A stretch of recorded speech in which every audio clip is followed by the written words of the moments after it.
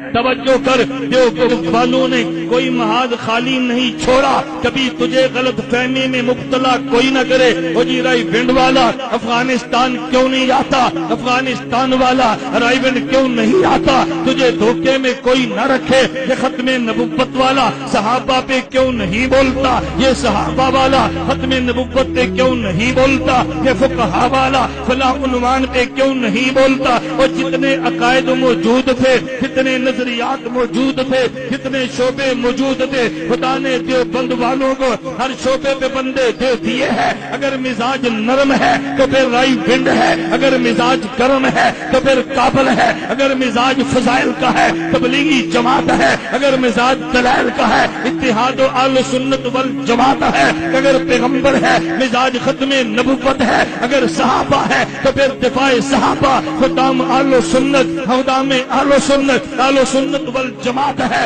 یہ دیوبند والوں پہ خدا کا کرم ہے، خدا نے انہیں جنگ والا حق نواز بھی دیا ہے، خدا نے انہیں امین اکاڑوی بھی دیا ہے، خدا نے انہیں قاضی عبدالرشید بھی دیا ہے، خدا نے انہیں افغانستان میں ملا عمر بھی دیا ہے، پاکستان کی اسمبلی میں فضل الرحمان بھی دیا ہے، پاکستان کی اسمبلی میں فضل الرحمان بھی دیا ہے۔ دل بڑا کر دل چھوٹا نہ کر۔ میں ساری جماعتوں کا کارکن نہیں ہو لیکن دیوبند کی ساری جماعتوں کا نمائندہ ہو۔ میں تیرے سامنے ہاتھ جوڑ کے کہتا ہوں، خدا کے لیے اپنی نظم کے لیے جماعت کے ساتھ چل، لیکن جماعت کی پوجا نہ کر۔ اگر بت کی پوجا کرے تو شرک ہے، تو جماعت کی پوجا کرے شرک کیوں نہیں ہے؟ جماعتی اختلاف چھوڑ دے، عقیدے پہ جمع ہو جا۔